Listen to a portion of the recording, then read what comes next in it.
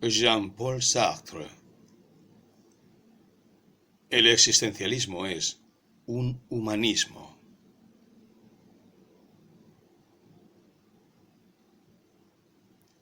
Publicada en 1946.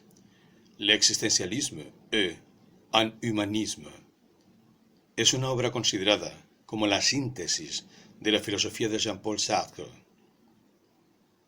En ella se recogen las ideas expuestas en una conferencia tenida en octubre de 1945 en París.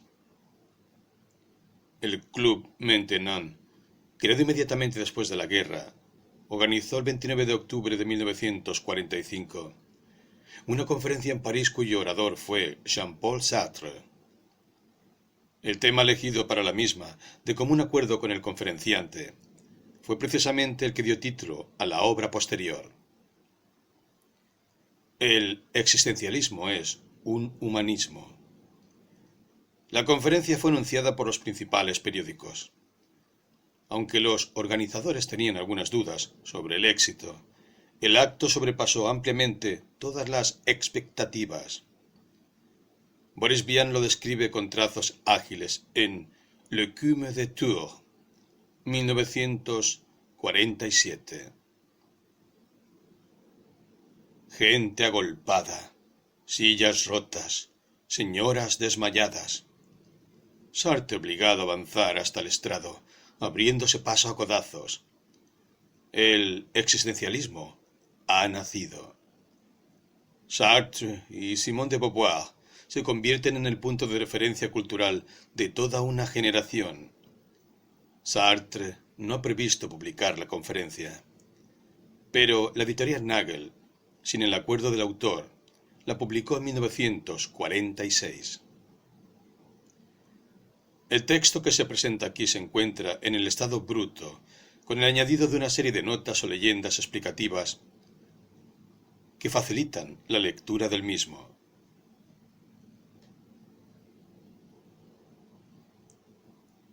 Quisiera defender aquí el existencialismo de una serie de reproches que se le han formulado. En primer lugar, se le ha reprochado el invitar a las gentes a permanecer en un quietismo de desesperación.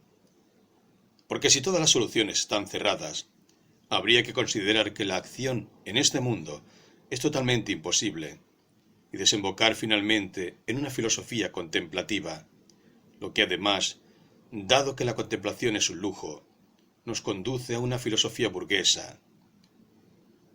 Estos son, sobre todo, los reproches de los comunistas. Se nos ha reprochado, por otra parte, que subrayamos la ignominia humana, que mostramos en todas las cosas lo sórdido, lo turbio, lo viscoso, y que desatendemos cierto número de bellezas risueñas, el lado luminoso de la naturaleza humana. Por ejemplo, según Mademoiselle Mercier, crítica católica, que hemos olvidado la sonrisa del niño. Los unos y los otros nos reprochan que hemos faltado a la solidaridad humana, que consideramos que el hombre está aislado, en gran parte.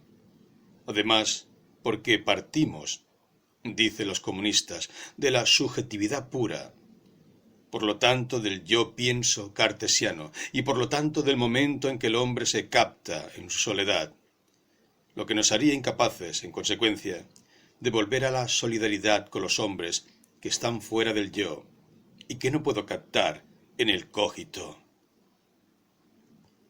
Y del lado cristiano, se nos reprocha que negamos la realidad y la seriedad de las empresas humanas, puesto que, si suprimimos los mandamientos de Dios y los valores inscritos en la eternidad, no queda más que la estricta gratitud, pudiendo cada uno hacer lo que quiere, y siendo incapaz, desde su punto de vista, de condenar los puntos de vista y los actos de los demás. A estos diferentes reproches trato de responder hoy. Por eso he titulado esta pequeña exposición El existencialismo es un humanismo. Muchos podrán extrañarse de que se hable aquí de humanismo. Trataremos de ver en qué sentido lo entendemos. En todo caso, lo que podemos decir desde el principio es que entendemos por existencialismo una doctrina que hace posible la vida humana y que, por otra parte, declara que toda verdad y toda acción implica un medio y una subjetividad humana. El reproche esencial que nos hacen, como se sabe, es que ponemos el acento en el lado malo de la vida humana. Una señora de la que me acaban de hablar, cuando por nerviosidad deja escapar una palabra vulgar, dice, excusándose: «Creo que me estoy poniendo existencialista». En consecuencia, se asimila fealdad a existencialismo.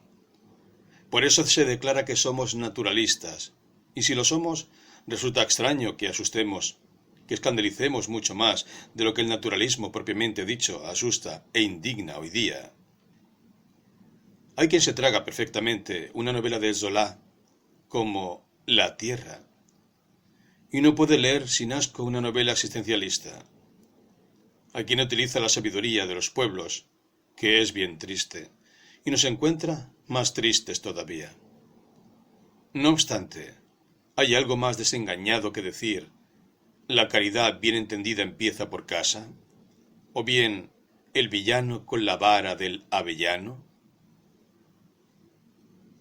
Conocemos los lugares comunes que se pueden utilizar en este punto, y que muestran siempre la misma cosa. No hay que luchar contra los poderes establecidos, no hay que luchar contra la fuerza, no hay que pretender salir de la propia condición. Toda acción que no se inserta en una tradición es romanticismo. Toda tentativa que no se apoya en una experiencia probada está condenada al fracaso. Y la experiencia muestra que los hombres van siempre hacia lo bajo, que se necesitan cuerpos sólidos para mantenerlos. Si no, tenemos la anarquía. Sin embargo, son las gentes que repiten estos tristes proverbios, las gentes que dicen: ¡qué humano!, cada vez que se les muestra un acto más o menos repugnante.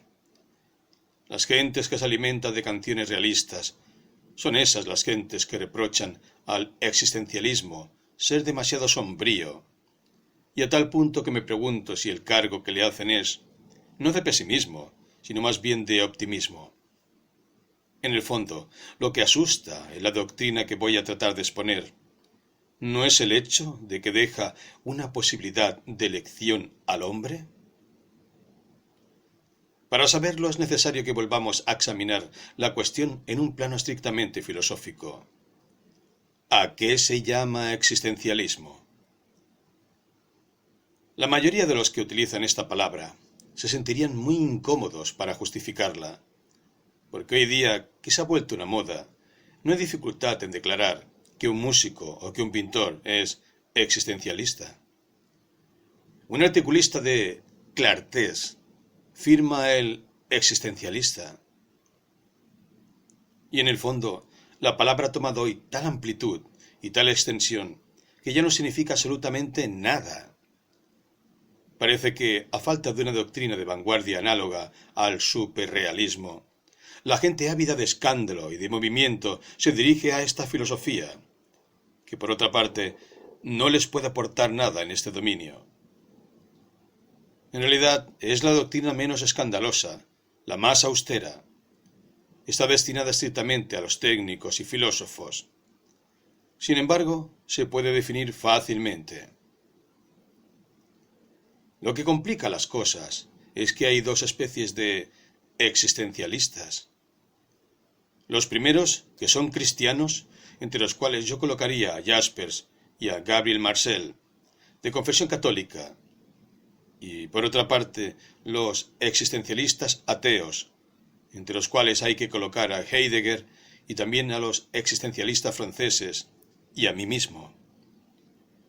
Lo que tienen en común es simplemente que consideran que la existencia precede a la esencia, o si se prefiere, que hay que partir de la subjetividad. ¿Qué significa esto a punto fijo? Consideremos un objeto fabricado, por ejemplo, un libro o un cortapapel. Este objeto ha sido fabricado por un artesano que se ha inspirado en un concepto, se ha referido al concepto de cortapapel, e igualmente a una técnica de producción previa que forma parte del concepto y que en el fondo es una receta. Así, el cortapapel es a la vez un objeto que se produce de cierta manera y que, por otra parte, tiene una utilidad definida. Y no se puede suponer un hombre que produjera un cortapapel sin saber para qué va a servir ese objeto. Diríamos entonces que en el caso del cortapapel, la esencia, es decir, el conjunto de recetas y de cualidades que permiten producirlo y definirlo, precede a la existencia. Y así está determinada la presencia frente a mí, de tal o cual cortapapel, de tal o cual libro. Tenemos aquí, pues, una visión técnica del mundo, en la cual se puede decir que la producción precede a la existencia. Al concebir un Dios creador, este Dios se asimila la mayoría de las veces a un artesano superior. Y cualquiera que sea la doctrina que consideremos, trátese de una doctrina como la de Descartes o como la de Leibniz, admitimos siempre que la voluntad sigue más o menos al entendimiento, o por lo menos lo acompaña, y que Dios, cuando crea, sabe con precisión lo que crea. Así, el concepto de hombre, en el Espíritu de Dios, es asimilable al concepto de cortapapel en el espíritu del industrial. Y Dios produce al hombre siguiendo técnicas y una concepción, exactamente como el artesano fabrica un cortapapel siguiendo una definición y una técnica. Así, el hombre individual realiza cierto concepto que está en el entendimiento divino. En el siglo XVIII, en el ateísmo de los filósofos, la noción de Dios es suprimida, pero no pasa lo mismo con la idea de que la esencia precede a la existencia. Esta idea la encontramos un poco en todas partes. La encontramos en Diderot, en Voltaire y aun en Kant. El hombre es poseedor de una naturaleza humana. Esta naturaleza humana, que es el concepto humano, se encuentra en todos los hombres, lo que significa que cada hombre es un ejemplo particular de un concepto universal. El hombre. En Kant resulta esta universalidad que tanto el hombre de los bosques, el hombre de la naturaleza, como el burgués, están sujetos a la misma definición y poseen las mismas cualidades básicas. Así pues, aquí también la esencia del hombre precede a esa existencia histórica que encontramos en la naturaleza. El existencialismo ateo que yo represento es más coherente. Declara que si Dios no existe, hay por lo menos un ser en el que la existencia precede a la esencia. Un ser que existe antes de poder ser definido por ningún concepto. Y que este ser es el hombre. O como dice Heidegger, la realidad humana. ¿Qué significa aquí que la existencia precede a la esencia? Significa que el hombre empieza por existir, se encuentra, surge en el mundo y que después se define. El hombre, tal como lo concibe el existencialista, si no es definible, es porque empieza por no ser nada. Solo será después y será tal como se haya hecho. Así pues, no hay naturaleza humana, porque no hay Dios para concebirla. El hombre es el único que no solo es tal como él se concibe, sino tal como él se quiere. Y como se concibe después de la existencia, como se quiere después de este impulso hacia la existencia, el hombre no es otra cosa que lo que él se hace. Este es el primer principio del existencialismo. Es también lo que se llama la subjetividad, que se nos echa en cara bajo ese nombre. Pero, ¿qué queremos decir con esto, sino que el hombre tiene una dignidad mayor que la piedra o la mesa? Pues queremos decir que el hombre empieza por existir, es decir, que empieza por ser algo que se lanza hacia un porvenir, y que es consciente de proyectarse hacia el porvenir. El hombre es ante todo un proyecto que se vive subjetivamente, en lugar de ser un musgo, una podredumbre o una coliflor. Nada existe previamente a este proyecto. Nada hay en el cielo inteligible, y el hombre será ante todo lo que habrá proyectado ser, no lo que querrá ser. Pues lo que entendemos ordinariamente por querer es una decisión consciente, que para la mayoría de nosotros es posterior a lo que el hombre ha hecho de sí mismo.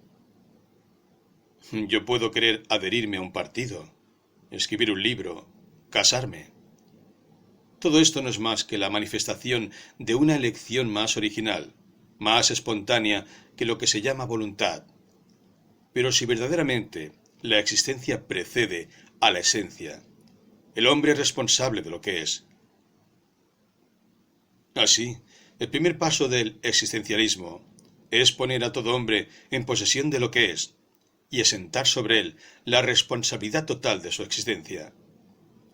Y cuando decimos que el hombre es responsable de sí mismo, no queremos decir que el hombre es responsable de su estricta individualidad, sino que es responsable de todos los hombres. Hay dos sentidos de la palabra subjetivismo, y nuestros adversarios juegan con los dos sentidos. Subjetivismo, por una parte, quiere decir elección del sujeto individual por sí mismo, y por otra, imposibilidad para el hombre de sobrepasar la subjetividad humana. El segundo sentido es el sentido profundo del existencialismo. Cuando decimos que el hombre se elige, entendemos que cada uno de nosotros se elige, pero también queremos decir con esto que, al elegirse, elige a todos los hombres. En efecto, no hay ninguno de nuestros actos que al crear al hombre que queremos ser, no cree al mismo tiempo una imagen del hombre tal como consideramos que debe ser. Elegir ser esto o aquello es afirmar al mismo tiempo el valor de lo que elegimos, porque nunca podemos elegir mal. Lo que elegimos es siempre el bien, y nada puede ser bueno para nosotros sin serlo para todos. Si, por otra parte, la existencia precede a la esencia, y nosotros quisiéramos existir al mismo tiempo que modelamos nuestra imagen, esta imagen es valedera para todos y para nuestra época entera. Así, nuestra responsabilidad es mucho mayor de lo que podríamos suponer, porque compromete a la humanidad entera. Si soy obrero y elijo adherirme a un sindicato cristiano en lugar de ser comunista, si por esta adhesión quiero indicar que la resignación es en el fondo la solución que conviene al hombre, que el reino del hombre no está en la tierra, no comprometo solamente mi caso. Quiero ser un resignado para todos. En consecuencia, mi proceder ha comprometido a la humanidad entera. Y si quiero, hecho más individual, casarme, tener hijos, aun si mi casamiento depende únicamente de mi situación, o de mi pasión, o de mi deseo, con esto no me encamino yo solamente, sino que encamino a la humanidad entera en la vía de la monogamia. Así, soy responsable para mí mismo y para todos, y creo cierta imagen del hombre que yo elijo. Eligiéndome, elijo al hombre. Esto permite comprender lo que se oculta bajo las palabras un tanto grandilocuentes como angustia, desamparo, desesperación. Como verán ustedes, es sumamente sencillo. Ante todo, ¿qué se entiende por angustia? El existencialista suele declarar que el hombre es angustia. Esto significa que el hombre se compromete y que se da cuenta de que es no sólo el que elige ser, sino también un legislador, que elige al mismo tiempo que a sí mismo a la humanidad entera. No puede escapar al sentimiento de su total y profunda responsabilidad. Ciertamente hay muchos que no están angustiados, pero nosotros pretendemos que se enmascaran su propia angustia, que la huyen. En verdad, muchos creen al obrar que sólo se comprometen a sí mismos, y cuando se les dice, pero si todo el mundo procediera así, se encoge de hombros y contestan, ¿no todo el mundo procede así? Pero en verdad hay que preguntarse siempre, ¿qué sucedería si todo el mundo hiciera lo mismo? Y no se escapa uno de este pensamiento inquietante, sino por una especie de mala fe. El que miente y se excusa declarando: todo el mundo no procede así, es alguien que no está bien con su conciencia, porque el hecho de mentir implica un valor universal atribuido a la mentira. Aun cuando la angustia se enmascara, aparece.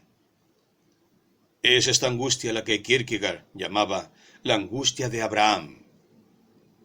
Conocen ustedes la historia. Un ángel ha ordenado a Abraham sacrificar a su hijo. Todo anda bien si es verdaderamente un ángel el que ha venido y le ha dicho: tú eres Abraham, sacrificarás a tu hijo. Pero cada cual puede preguntarse ante todo: ¿es en verdad un ángel y yo soy en verdad Abraham? ¿Quién me lo prueba? Había una loca que tenía alucinaciones. Le hablaban por teléfono y le daban órdenes. El médico le preguntó: ¿pero quién es el que habla?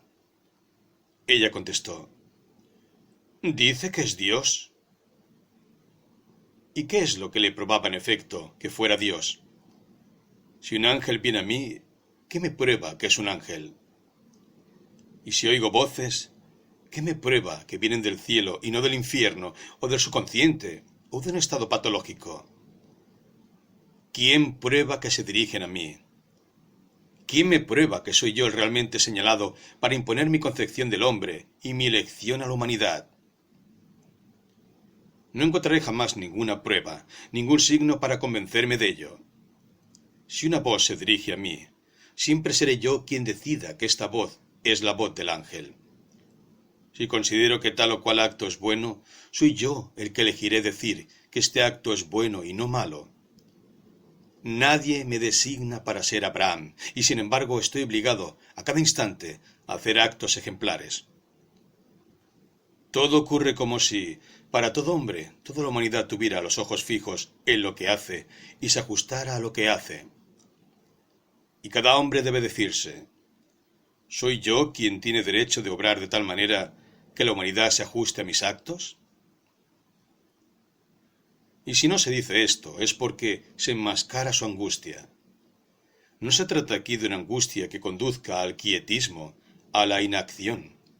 Se trata de una simple angustia que conocen todos los que han tenido responsabilidades. Cuando, por ejemplo, un jefe militar toma la responsabilidad de un ataque y envía cierto número de hombres a la muerte, elige hacerlo y elige él solo. Sin duda hay órdenes superiores, pero son demasiado amplias y se impone una interpretación que proviene de él. Y de esta interpretación depende la vida de 14 o 20 hombres. No se puede dejar de tener en la decisión que toma cierta angustia. Todos los jefes conocen esta angustia. Esto no los impide obrar. Al contrario, es la condición misma de su acción, porque esto supone que enfrentan una pluralidad de posibilidades y cuando eligen una, se dan cuenta que solo tiene valor porque ha sido la elegida. Y esta especie de angustia, que es la que describe el existencialismo, veremos que se explica además por una responsabilidad directa frente a los otros hombres que compromete. No es una cortina que nos separa de la acción, sino que forma parte de la acción misma.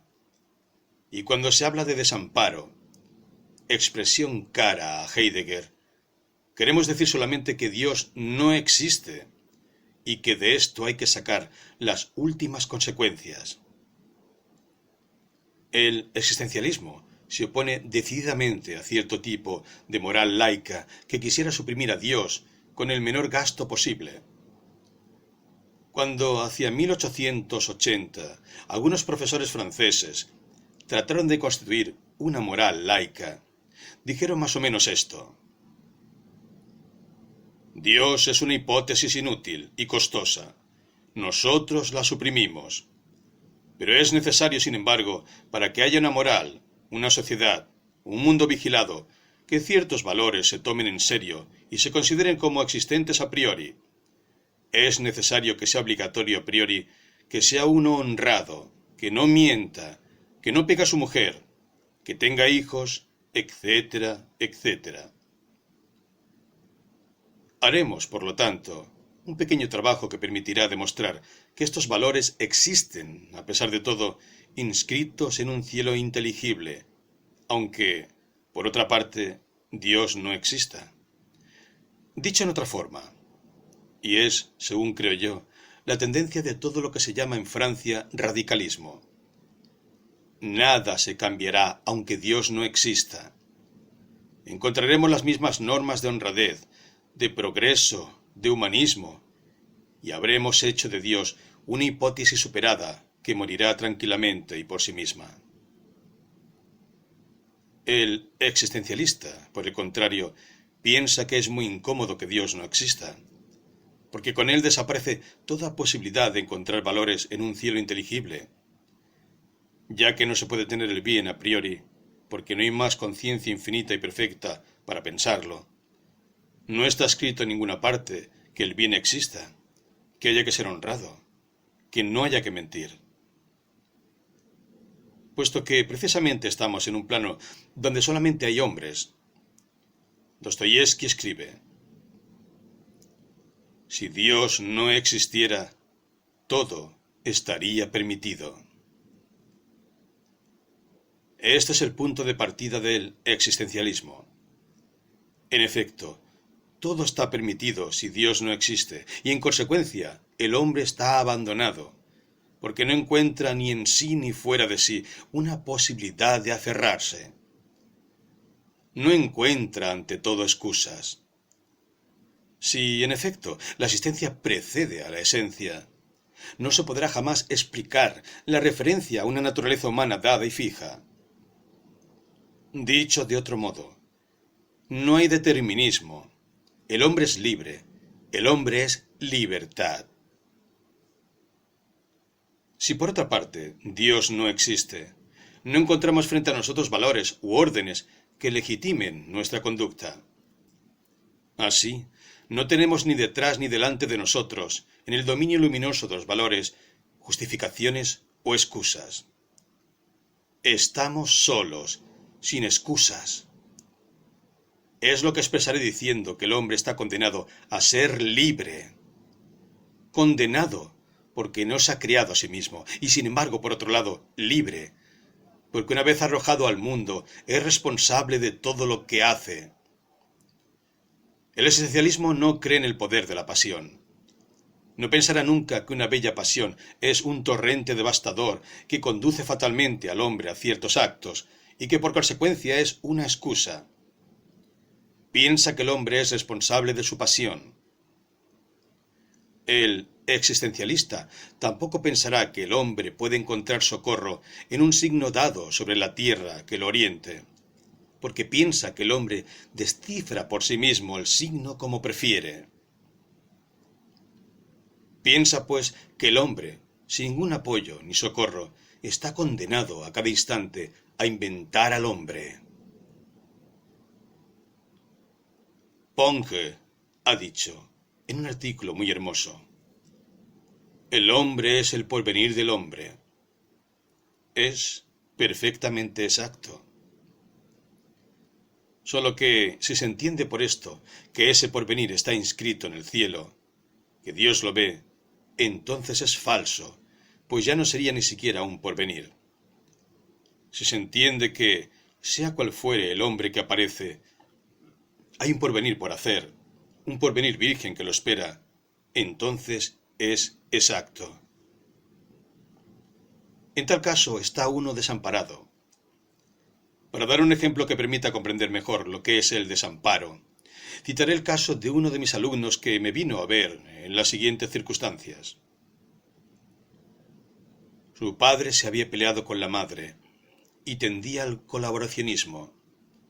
Su hermano mayor había sido muerto en la ofensiva alemana de 1940. Y este joven, con sentimientos un poco primitivos, pero generosos, quería vengarlo. Su madre vivía sola con él, muy afligida por la semitraición del padre y por la muerte del hijo mayor. Y su único consuelo era él. Este joven tenía, en ese momento, la elección de partir para Inglaterra y entrar en las fuerzas francesas libres, es decir, abandonar a su madre, o bien de permanecer al lado de su madre y ayudarla a vivir. Se daba cuenta perfectamente de que esta mujer solo vivía para él, y que su desaparición, y tal vez su muerte, la hundiría en la desesperación. También se daba cuenta de que en el fondo, concretamente, cada acto que llevaba a cabo con respecto a su madre tenía otro correspondiente, en el sentido de que le ayudaba a vivir, mientras que cada acto que llevaba a cabo para partir y combatir era un acto ambiguo que podía perderse en la arena, sin servir para nada. Por ejemplo, al partir para Inglaterra, podía permanecer indefinidamente. Al pasar por España, en un campo español, podía llegar a Inglaterra o Argel y ser puesto en un escritorio para redactar documentos. En consecuencia, se encontraba frente a dos tipos de acción muy diferentes. Una concreta, inmediata, pero que se dirigía a un solo individuo, y otra que se dirigía a un conjunto infinitamente más vasto, a una colectividad nacional, pero que era por eso mismo ambigua y que podía ser interrumpida en el camino. Al mismo tiempo dudaba entre dos tipos de moral. Por una parte, una moral de simpatía, de devoción personal, y por otra, una moral más amplia, pero de eficacia más discutible. Había que elegir entre las dos. ¿Quién podía ayudarlo a elegir? ¿La doctrina cristiana? No. La doctrina cristiana dice: sed caritativos, amad a vuestro prójimo, sacrificaos por los demás, elegid el camino más estrecho, etcétera, etcétera. Pero, ¿cuál es el camino más estrecho? ¿A quién hay que amar como un hermano? ¿Al soldado o a la madre? ¿Cuál es la utilidad mayor? ¿La utilidad vaga de combatir en un conjunto o la utilidad precisa de ayudar a un ser a vivir? ¿Quién puede decidir a priori? Nadie. Ninguna moral inscrita puede decirlo. La moral kantiana dice: no tratéis jamás a los demás como medios, sino como fines. Muy bien. Si vivo al lado de mi madre, la trataré como fin, y no como medio. Pero este hecho me pone en peligro de trabar como medios a los que combaten en torno mío. Y recíprocamente, si me uno a los que combaten, los trataré como fin, y este hecho me pone en peligro de tratar a mi madre como medio.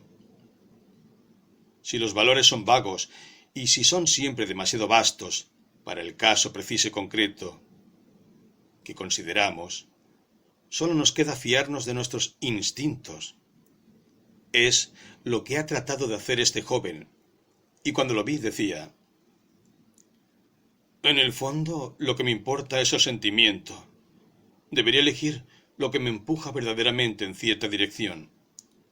Si siento que amo a mi madre lo bastante para sacrificarle el resto, mi deseo de venganza, mi deseo de acción, mi deseo de aventura, me quedo al lado de ella. Si, al contrario, siento que mi amor por mi madre no es suficiente, parto. Pero, ¿cómo determinar el valor de un sentimiento? ¿Qué es lo que constituía el valor de su sentimiento hacia la madre? Precisamente el hecho de que se quedara por ella. Puedo decir: quiero lo bastante a tal amigo para sacrificarle tal suma de dinero.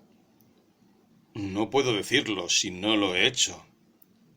Puedo decir: quiero lo bastante a mi madre para quedarme junto a ella, si me he quedado junto a ella.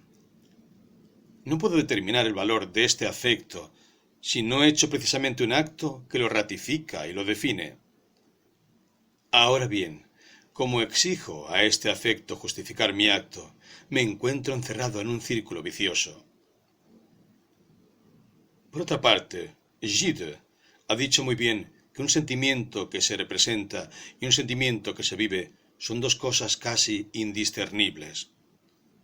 Decidir que amo a mi madre quedándome junto a ella, o representar una comida que hará que yo permanezca con mi madre, es casi la misma cosa.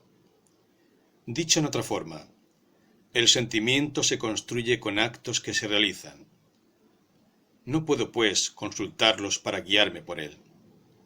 lo cual quiere decir que no puedo ni buscar en mí el estado auténtico que me empujará a actuar, ni pedir a una moral los conceptos que me permitirán actuar. Por lo menos, dirán ustedes, ha ido a ver a un profesor para pedirle consejo. Pero si ustedes, por ejemplo, buscan el consejo de un sacerdote, han elegido a ese sacerdote y saben más o menos, ya, en el fondo, lo que él les va a aconsejar. Dicho en otra forma, elegir el consejero es ya comprometerse. La prueba está en que si ustedes son cristianos, dirán, consulta a un sacerdote. Pero hay sacerdotes colaboracionistas, sacerdotes conformistas, sacerdotes de la resistencia. ¿Cuál elegir? Y si el joven elige un sacerdote de la resistencia o un sacerdote colaboracionista, ¿ya ha decidido el género de consejo que va a recibir? Así, al venirme a ver, sabía la respuesta que yo le daría, y no tenía más que una respuesta que dar. Usted es libre. Elija. Es decir, invente. Ninguna moral general puede indicar lo que hay que hacer. No hay signos en el mundo. Los católicos dirán, sí, hay signos. Admitámoslo. Soy yo mismo el que elige el sentido que tienen. He conocido, cuando estaba prisionero, a un hombre muy notable que era jesuita. Había entrado en la orden de los jesuitas en la siguiente forma. Había tenido que soportar cierto número de fracasos muy duros. De niño, su padre había muerto dejándole la pobreza, y él había sido becario en una institución religiosa donde se le hacía sentir continuamente que era aceptado por caridad. Luego fracasó en cierto número de distinciones honoríficas que halagan a los niños. Después, hacia los 18 años, fracasó en una aventura sentimental. Por fin, a los 22, cosa muy pueril, pero que fue la gota de agua que hizo desbordar el vaso, fracasó en su preparación militar. Este joven podía, pues, considerar que había fracasado en todo. Era un signo, pero ¿signo de qué? Podía refugiarse en la amargura o en la desesperación, pero juzgó, muy hábilmente según él, que era el signo de que no estaba hecho para los triunfos seculares, y que sólo los triunfos de la religión, de la santidad, de la fe, le eran accesibles. Vio entonces en esto la palabra de Dios y entró en la orden. ¿Quién no ve que la decisión del sentido del signo ha sido tomada por él solo? ¿Se habría podido deducir otra cosa de esta serie de fracasos? Por ejemplo, que hubiera sido mejor que fuese carpintero o revolucionario. Lleva, pues, la entera responsabilidad del desciframiento. El desamparo implica que elijamos nosotros mismos nuestro ser. El desamparo va junto con la angustia. En cuanto a la desesperación, esta expresión tiene un sentido extremadamente simple. Quiero decir, que nos limitaremos a contar con lo que depende de nuestra voluntad, o con el conjunto de probabilidades que hacen posible nuestra acción. Cuando se quiere alguna cosa, hay siempre elementos probables. Puedo contar con la llegada de un amigo. El amigo viene en ferrocarril o en tranvía. Eso supone que el tren llegará a la hora fijada, o que el tranvía no descarrilará. Estoy en el dominio de las posibilidades, pero no se trata de contar con los posibles, sino en la medida estricta en que nuestra acción implica el conjunto de esos posibles. A partir del momento en que las posibilidades que considero no están rigurosamente comprometidas por mi acción, debo desinteresarme, porque ningún Dios, ningún designio, puede adaptar el mundo y sus posibles a mi voluntad.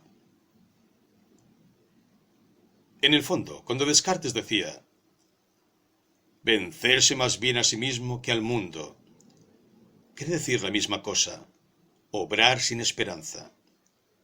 Los marxistas, con quienes he hablado, me contestan, usted puede en su acción, que estará evidentemente limitada por su muerte, contar con el apoyo de otros. Esto significa contar a la vez con lo que los otros harán en otra parte, en China, en Rusia para ayudarlo, y a la vez sobre lo que hará más tarde después de su muerte, para reanudar la acción y llevarla hacia su cumplimiento, que será la revolución. Usted debe tener en cuenta eso, si no, no es moral. Respondo, en primer lugar, que contaré siempre con los camaradas de lucha en la medida en que esos camaradas están comprometidos conmigo en una lucha concreta y común, en la unidad de un partido o de un grupo que yo puedo controlar más o menos. Es decir, en el cual estoy a título de militante y cuyos movimientos conozco a cada instante. En ese momento, contar con la unidad del partido es exactamente como contar con que el tranvía llegara a la hora o con que el tren no descarrilara. Pero no puedo contar con hombres que no conozco, fundándome la bondad humana o en el interés del hombre por el bien de la sociedad, dado que el hombre es libre y que no hay ninguna naturaleza humana en que pueda yo fundarme. No sé qué llegará a ser de la Revolución Rusa. Puedo admirarla y ponerla de ejemplo en la medida en que hoy me prueba que el proletariado desempeña un papel en Rusia como no lo desempeña ninguna otra nación. Pero no puedo afirmar que esto conducirá forzosamente a un triunfo del proletariado. Tengo que limitarme a lo que veo. No puedo estar seguro de que los camaradas de lucha reanudarán mi trabajo después de mi muerte para llevarlo a un máximo de perfección, puesto que estos hombres son libres y decidirán libremente mañana sobre los que será el hombre. Mañana, después de mi muerte, algunos hombres pueden decidir establecer el fascismo y los otros pueden ser lo bastante cobardes y desconcertados para dejarles hacer. En ese momento, el fascismo será la verdad humana, y tanto y peor para nosotros. En realidad, las cosas serán tales como el hombre haya decidido que sean. ¿Quiere esto que deba abandonarme al quietismo? No. En primer lugar, debo comprometerme. Luego, actuar según la vieja fórmula.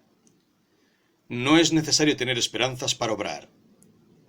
Esto no quiere decir que yo no deba pertenecer a un partido, pero sí que no tendré ilusión y que haré lo que pueda. Por ejemplo, si me pregunto, ¿llegará la colectivización como tal a realizarse? No sé nada. Solo sé que haré todo lo que esté en mi poder para que llegue. Fuera de esto, no puedo contar con nada. El quietismo es la actitud de la gente que dice: los demás pueden hacer lo que yo no puedo. La doctrina que yo les presento es justamente lo opuesto al quietismo, porque declara: solo hay realidad en la acción. Y va más lejos todavía, porque agrega: el hombre no es nada más que su proyecto, no existe más que en la medida en que se realiza, no es por lo tanto más que el conjunto de sus actos, nada más que su vida. De acuerdo con esto, podemos comprender por qué nuestra doctrina horroriza a algunas personas, porque a menudo no tienen más que una forma de soportar su miseria, y es pensar así: las circunstancias han estado contra mí. Yo valía mucho más de lo que he sido. Evidentemente, no he tenido un gran amor, o una gran amistad, pero es porque no he encontrado ni un hombre ni una mujer que fueran dignos. No he escrito buenos libros, porque no he tenido tiempo para hacerlos. No he tenido hijos a quienes dedicarme, porque no he encontrado al hombre con el que podría haber realizado mi vida. Han quedado, pues, en mí, sin empleo, y enteramente viables, un conjunto de disposiciones, de inclinaciones, de posibilidades, que me dan un valor que la simple serie de mis actos no permite inferir. Ahora bien, en realidad, para el existencialismo no hay otro amor que el que se construye. No hay otra posibilidad de amor que la que se manifiesta en el amor. No hay otro genio que el que se manifiesta en las obras de arte. El genio de Proust es la totalidad de las obras de Proust. El genio de Racine es la serie de sus tragedias. Fuera de esto, no hay nada. ¿Por qué atribuir a Racine la posibilidad de escribir una nueva tragedia, puesto que precisamente no la ha escrito. Un hombre que se compromete en la vida dibuja su figura, y fuera de esta figura no hay nada. Evidentemente este pensamiento puede parecer duro para aquel que ha triunfado en la vida, pero, por otra parte, dispone a las gentes para comprender que sólo cuenta la realidad, que los sueños, las esperanzas, permiten solamente definir a un hombre como sueño desilusionado, como esperanzas abortadas, como esperas inútiles. Es decir, que esto lo define negativamente y no positivamente. Sin embargo, cuando se dice, tú no eres otra cosa que tu vida, esto no implica que el artista será juzgado solamente por sus obras de arte. Miles de otras cosas contribuyen igualmente a definirlo. Lo que queremos decir es que el hombre no es más que una serie de empresas, que es la suma, la organización, el conjunto de las relaciones que constituyen estas empresas. En estas condiciones, lo que se nos reprocha aquí no es en el fondo nuestro pesimismo, sino una dureza optimista. Si la gente nos reprocha las obras novelescas en que describimos seres flojos, débiles, cobardes y alguna vez francamente malos, no es únicamente porque estos seres son flojos, débiles, cobardes o malos. Porque si, como Zola, declaráramos que son así por herencia, por la acción del medio, de la sociedad, por un determinismo orgánico psicológico, la gente se sentiría segura y diría, bueno, somos así, y nadie puede hacer nada. Pero el existencialista, cuando describe a un cobarde, dice que el cobarde es responsable de su cobardía. No lo es porque tenga un corazón, un pulmón o un cerebro cobarde. No lo es debido a una organización fisiológica, sino que lo es porque se ha construido como hombre cobarde por sus actos. No hay temperamento cobarde. Hay temperamentos nerviosos. Hay sangre floja, como dicen, o temperamentos ricos. Pero el hombre que tiene una sangre floja, no por eso es cobarde, porque lo que hace la cobardía es el acto de renunciar o de ceder. Un temperamento no es un acto. El cobarde está definido a partir del acto que realiza. Lo que la gente siente oscuramente y le causa horror es que el cobarde que nosotros presentamos es culpable de ser cobarde. Lo que la gente quiere es que se nazca cobarde o héroe. Uno de los reproches que se hace a menudo a Chemins de la Liberté se formula así. Pero, en fin, de esa gente que es tan floja, ¿cómo hará usted héroes? Esta objeción hace más bien reír, porque supone que uno nace héroe. Y en el fondo, ¿es esto lo que la gente quiere pensar? Si se nace cobarde, se está perfectamente tranquilo. No hay nada que hacer. Se será cobarde toda la vida. Hágase lo que se haga, si se nace héroe, también se estará perfectamente tranquilo. Se será héroe toda la vida. Se beberá como héroe, se comerá como héroe. Lo que dice el existencialista es que el cobarde se hace cobarde, el héroe se hace héroe. Hay siempre para el cobarde una posibilidad de no ser más cobarde y para el héroe de dejar de ser héroe. Lo que tiene importancia es el compromiso total. Y no es un caso particular o una acción particular lo que compromete totalmente. Así, creo yo, hemos respondido a cierto número de reproches concernientes al existencialismo. Ustedes ven que no puede ser considerada como una filosofía del quietismo, puesto que define al hombre por la acción, ni como una descripción pesimista del hombre.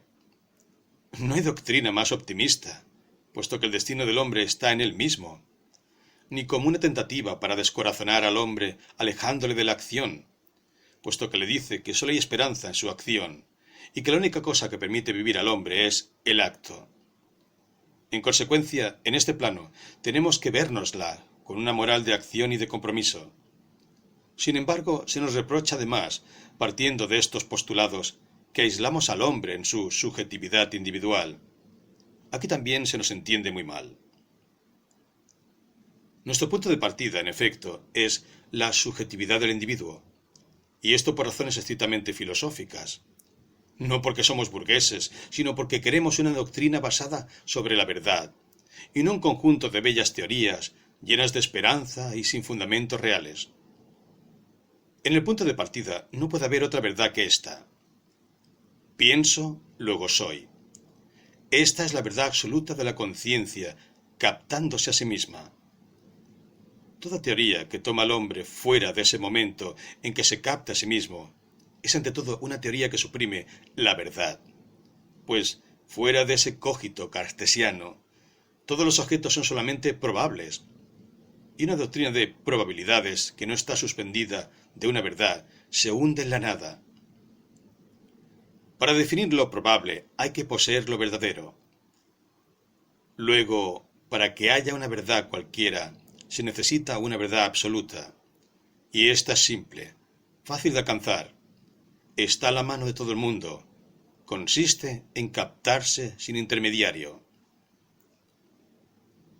En segundo lugar, esta teoría es la única que da una dignidad al hombre, la única que no lo convierte en un objeto. Todo materialismo tiene por efecto tratar a todos los hombres, incluido uno mismo, como objetos, es decir, como un conjunto de reacciones determinadas, que nada se distingue del conjunto de cualidades y fenómenos que constituyen una mesa, o una silla, o una piedra. Nosotros queremos constituir precisamente el reino humano como un conjunto de valores distintos del reino material. Pero la subjetividad que alcanzamos a título de verdad no es una subjetividad rigurosamente individual, porque hemos demostrado que en el cogito uno no se descubría solamente a sí mismo, sino también a los otros. Por el yo pienso, contrariamente a la filosofía de Descartes, contrariamente a la filosofía de Kant, nos captamos a nosotros mismos frente al otro, y el otro es tan cierto para nosotros como nosotros mismos. Así, el hombre que se capta directamente por el cogito, descubre también a todos los otros, y lo descubre como la condición de su existencia.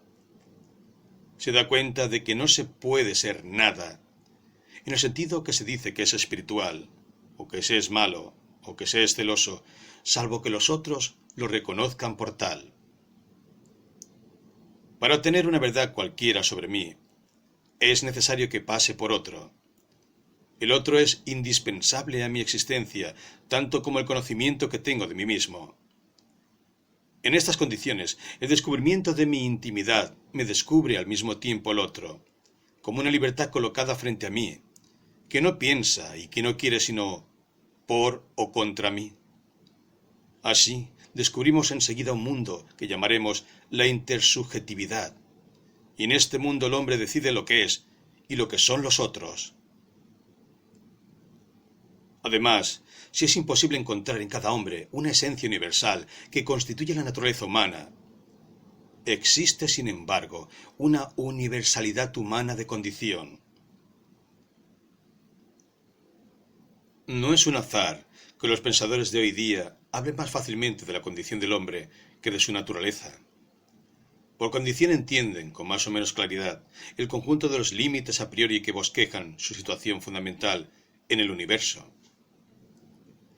Las situaciones históricas varían. El hombre puede nacer esclavo en una sociedad pagana, o señor feudal, o proletario.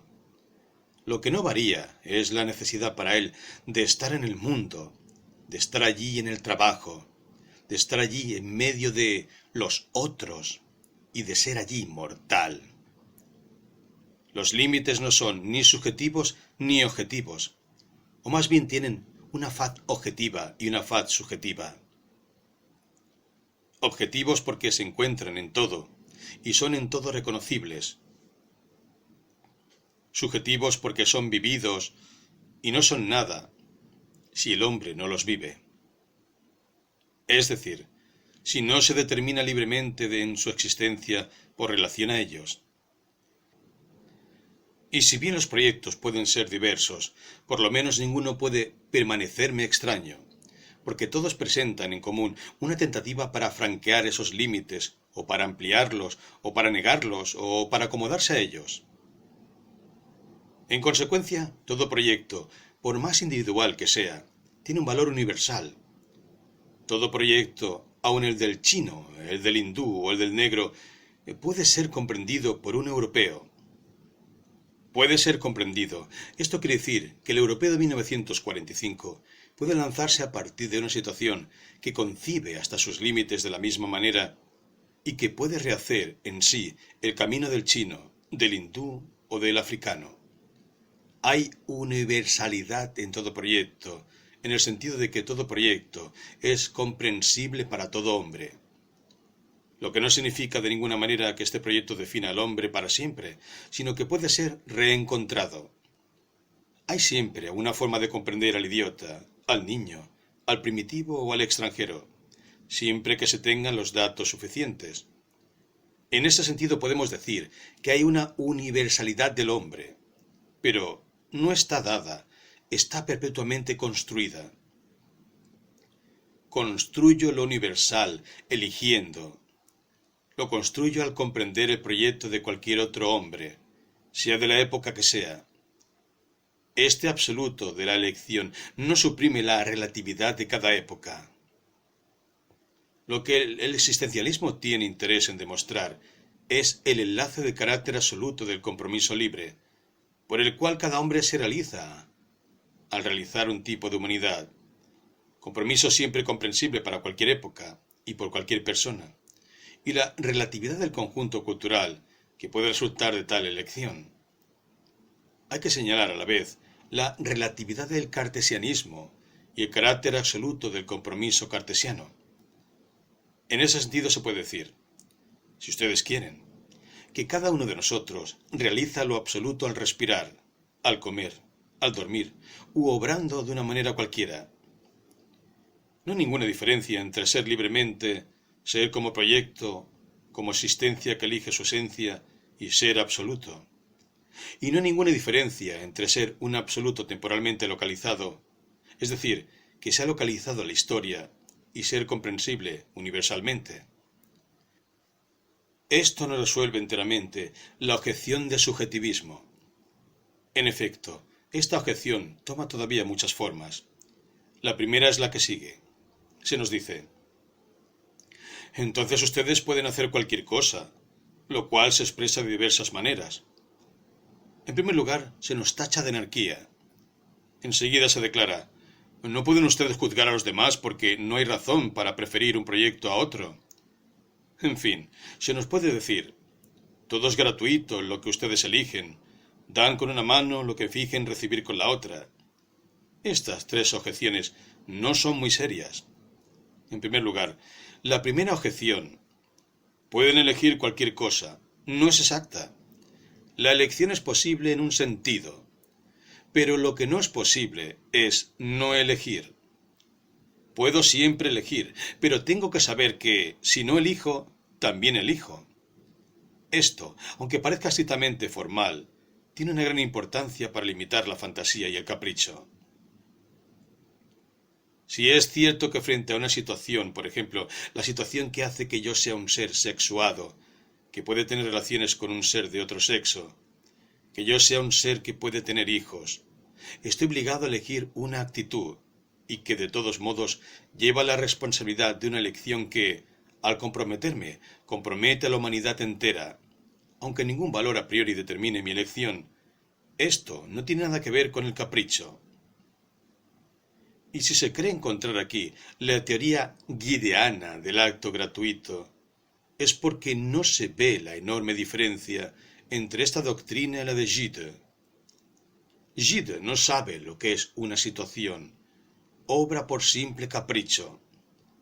Para nosotros, al contrario, el hombre se encuentra en una situación organizada, donde está él mismo comprometido, compromete con su elección a la humanidad entera, y no puede evitar elegir. O bien permanecerá casto, o bien se casará sin tener hijos, o bien se casará y tendrá hijos. De todos modos, haga lo que haga, es imposible que no tome una responsabilidad total frente a este problema. Sin duda, elige sin referirse a valores preestablecidos, pero es injusto tacharlo de capricho. Digamos más bien que hay que comparar la elección moral con la construcción de una obra de arte. Y aquí hay que hacer enseguida un alto para decir que no se trata de una moral estética, porque nuestros adversarios son de tan mala fe que nos reprochan hasta eso. El ejemplo que elijo no es más que una comparación. Dicho esto, ¿se ha reprochado jamás a un artista que hace un cuadro el no inspirarse en reglas establecidas a priori? ¿Se ha dicho jamás cuál es el cuadro que debe hacer? Está bien claro que no hay cuadro definitivo que hacer. Que el artista se compromete a la construcción de su cuadro y que el cuadro por hacer es precisamente el cuadro que habrá hecho. Está bien claro que no hay valores estéticos a priori, pero hay valores que se ven después en la coherencia del cuadro, en las relaciones que hay entre la voluntad de creación y el resultado.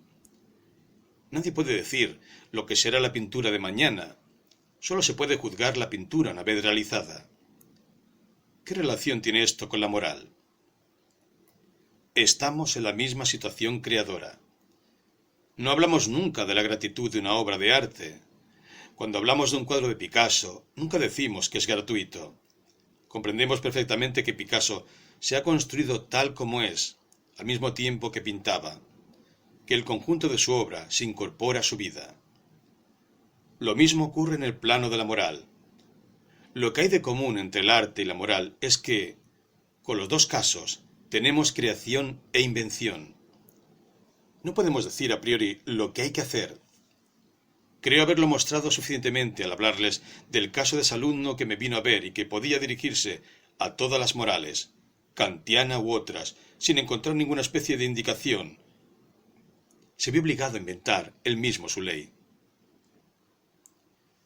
Nunca diremos que este hombre, que ha elegido quedarse con su madre, tomando como base moral los sentimientos, la acción individual y la caridad concreta, o que ha elegido irse a Inglaterra prefiriendo el sacrificio, ha hecho una elección gratuita. El hombre se hace. No está todo hecho desde el principio. Se hace al elegir su moral, y la presión de las circunstancias es tal que no puede dejar de elegir una. No definimos al hombre sino en relación con un compromiso. Es por tanto absurdo reprocharnos la gratuidad de la elección. En segundo lugar, se nos dice: no pueden ustedes juzgar a los otros. Eso es verdad en cierta medida y falso en otra. Es verdadero en el sentido en que, cada vez que el hombre elige su compromiso y su proyecto con toda la sinceridad y con toda su lucidez, sea cual fuere por lo demás ese proyecto, es imposible hacerle preferir otro. Es verdadero en el sentido de que no creemos en el progreso. El progreso es un mejoramiento. El hombre es siempre el mismo frente a una situación que varía, y la elección se mantiene siempre una elección en una situación. El problema moral no ha cambiado desde el momento en que se podía elegir entre los esclavistas y los no esclavistas. En el momento de la guerra de secesión, por ejemplo, hasta el momento presente en que se puede optar por el MRP o los comunistas. Pero, sin embargo, se puede juzgar, porque, como he dicho, se elige frente a los otros, y uno se elige así frente a los otros. Ante todo se puede juzgar, y este no es un juicio de valor, sino un juicio lógico, que ciertas elecciones están fundadas en el error y otras en la verdad. Se puede juzgar a un hombre diciendo que es de mala fe. Si hemos definido la situación del hombre como una elección libre, sin excusas y sin ayuda, todo hombre que se refugia detrás de la excusa de sus pasiones, todo hombre que inventa un determinismo, es un hombre de mala fe. Se podría objetar, pero ¿por qué no podría elegirse a sí mismo de mala fe? Respondo que no tengo que juzgarlo moralmente, pero defino su mala fe como un error. Así, no se puede escapar a un juicio de verdad. La mala fe es evidentemente una mentira, porque disimula la total libertad del compromiso. En el mismo plano, diré que hay también una mala fe si elijo declarar que ciertos valores existen antes que yo. Estoy en contradicción conmigo mismo si a la vez los quiero y declaro que se me imponen. Si se me dice, ¿y si quiero ser de mala fe? Responderé, no hay ninguna razón para que no lo sea, pero yo declaro que usted lo es, y que la actitud de estricta coherencia es la actitud de buena fe, y además puedo formular un juicio moral. Cuando declaro que la libertad, a través de cada circunstancia concreta, no puede tener otro fin que quererse a sí misma, si el hombre ha reconocido que establece valores en el desamparo, no puede querer sino una cosa, la libertad, como fundamento de todos los valores. Esto no significa que la quiera en abstracto. Quiere decir simplemente que los actos de los hombres de buena fe tienen como última significación la búsqueda de la libertad como tal. Un hombre que se adhiere a tal o cual sindicato comunista o revolucionario persigue fines concretos. Estos fines implican una voluntad abstracta de libertad, pero esta libertad se quiere en lo concreto. Queremos la libertad por la libertad, y a través de cada circunstancia particular. Y al querer la libertad, descubrimos que depende enteramente de la libertad de los otros, y que la libertad de los otros depende de la nuestra. Ciertamente la libertad, como definición del hombre, no depende de los demás, pero en cuanto hay compromiso, estoy obligado a querer, al mismo tiempo que mi libertad, la libertad de los otros. No puedo tomar mi libertad como fin, si no tomo igualmente la de los otros como fin. En consecuencia, cuando en el plano de la autenticidad total he reconocido que el hombre es un ser en el cual la esencia está precedida por la existencia, que es un ser libre, que no puede en circunstancias diversas sino querer su libertad, he reconocido al mismo tiempo que no puedo menos de querer la libertad de los otros. Así, en nombre de esta voluntad de libertad, implicada por la libertad misma, puedo formar juicios sobre los que tratan de ocultar la total gratuidad de su existencia y su total libertad. A los que se oculten su libertad total por espíritu de seriedad o por excusas deterministas, los llamaré cobardes. A los que traten de mostrar que su existencia era necesaria cuando es la contingencia misma de la aparición del hombre sobre la tierra, los llamaré inmundos. Pero cobardes o inmundos no pueden ser juzgados más que en el plano de la estricta autenticidad. Así, aunque el contenido de la moral sea variable, cierta forma de esta moral es universal. Kant declara que la libertad se quiere a sí misma y la libertad de los otros. De acuerdo, pero él cree que lo formal y lo universal son suficientes para constituir una moral. Nosotros pensamos, por el contrario, que los principios demasiado abstractos fracasan para definir la acción. Todavía, una vez más, tomen el caso de aquel alumno. ¿En nombre de qué? ¿En nombre de qué gran máxima moral piensan ustedes que podría haber decidido con total tranquilidad de espíritu abandonar a su madre o permanecer al lado de ella? No hay ningún medio para juzgar. El contenido siempre concreto y por tanto imprevisible. Hay siempre invención. La única cosa que tiene importancia es saber si la invención que se hace en nombre de la libertad. Examinemos, por ejemplo, los dos casos siguientes. Verán en qué medida se acuerdan y, sin embargo, se diferencian. Tomemos el molino a orillas del Floss. Encontramos allí una joven, Maggie Tulliver, que encarna el valor de la pasión y que es consciente de ello. Está enamorada de un joven, Stephen, que está de novio con otra joven insignificante. Esta Maggie Tulliver, en vez de preferir atolondradamente su propia felicidad, en nombre de la solidaridad humana, elige sacrificarse y renunciar al hombre que ama.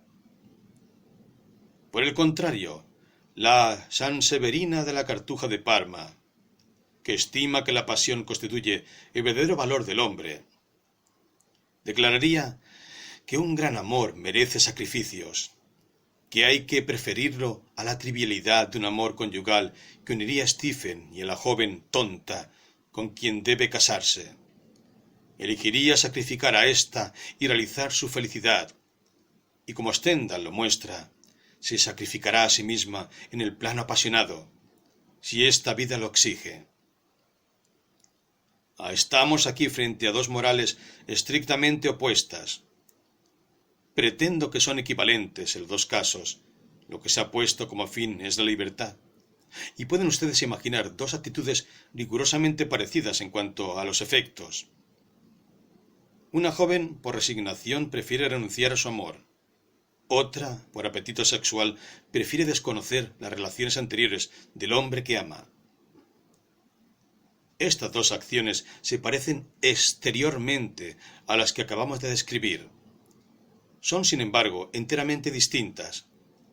La actitud de la Sanseverina está mucho más cerca que la de Maggie Tulliver, de una rapacidad despreocupada. Así ven ustedes que este segundo reproche es a la vez verdadero y falso. Se puede elegir cualquier cosa si es en el plano del libre compromiso. La tercera objeción es la siguiente. Reciben ustedes con una mano lo que dan con la otra. Es decir, que en el fondo los valores no son tan serios porque los eligen. A eso contesto que me molesta mucho que sea así. Pero si he suprimido a Dios Padre, es necesario que alguien invente los valores. Hay que tomar las cosas como son. Y además, decir que nosotros inventamos los valores no significa más que esto. La vida, a priori, no tiene sentido. Antes de que ustedes vivan, la vida no es nada. Les corresponde a ustedes darle un sentido. Y el valor no es otra cosa que este sentido que ustedes eligen. Por esto se ve que hay la posibilidad de crear una comunidad humana. Se me ha reprochado el preguntar si el existencialismo era un humanismo. Se me ha dicho, ¿ha escrito usted en Nausée que los humanistas no tienen razón? Se ha burlado de cierto tipo de humanismo. ¿Por qué volver otra vez a lo mismo ahora? En realidad, la palabra humanismo tiene dos sentidos muy distintos. Por humanismo se puede entender una teoría que toma al hombre como fin y como valor superior. Hay humanismo en este sentido en Cocteau. Por ejemplo, cuando en su relato Le Tour du Monde en 80 heures, un personaje dice, porque pasa en avión sobre las montañas, el hombre es asombroso. Esto significa que yo, personalmente, que no he construido los aviones, me beneficiaré con estos inventos particulares y que podré personalmente, como hombre, considerarme responsable y honrado por los actos particulares de algunos hombres. Esto supone que podríamos dar un valor al hombre de acuerdo con los actos más altos de ciertos hombres. Este humanismo es absurdo, porque sólo el perro o el caballo podrían emitir un juicio de conjunto sobre el hombre y declarar que el hombre es asombroso, lo que ellos no se preocupan de hacer, por lo menos que yo sepa. Pero no se puede admitir que un hombre pueda formular un juicio sobre el hombre. El existencialismo lo dispensa de todo juicio de este género. El existencialista no tomará jamás al hombre como fin, porque siempre está por realizarse. Y no debemos creer que hay una humanidad a la que se pueda rendir culto a la manera de Augusto Comte. El culto de la humanidad conduce al humanismo cerrado sobre sí, de Comte. Y hay que decirlo, al fascismo. Es un humanismo que no queremos. Pero hay otro sentido del humanismo que significa en el fondo esto. El hombre está continuamente fuera de sí mismo. Es proyectándose y perdiéndose fuera de sí mismo como hace existir al hombre. Y por otra parte, es persiguiendo fines trascendentes como puede existir. Siendo el hombre este rebasamiento mismo, y no captando los objetos sino en relación a este rebasamiento, está en el corazón y en el centro de este rebasamiento. No hay otro universo que este universo humano, el universo de la subjetividad humana.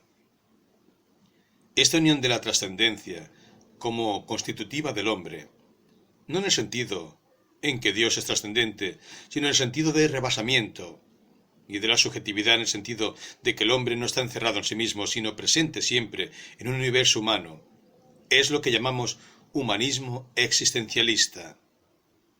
Humanismo porque recordamos al hombre que no hay otro legislador que él mismo, y que es en el desamparo donde decidirá de sí mismo. Y porque mostramos que no es volviendo hacia sí mismo, sino siempre buscando fuera de sí un fin que es tal o cual liberación, tal o cual realización particular, como el hombre se realizará precisamente como humano. De acuerdo con estas reflexiones, se ve que nada es más injusto que las objeciones que nos hacen. El existencialismo no es nada más que un esfuerzo por sacar todas las consecuencias de una posición atea coherente. No busca de ninguna manera hundir al hombre en la desesperación, pero sí se llama, como los cristianos, desesperación a toda actitud de incredulidad, parte de la desesperación original. El existencialismo no es de este modo un ateísmo en el sentido de que se extenuaría en demostrar que Dios no existe.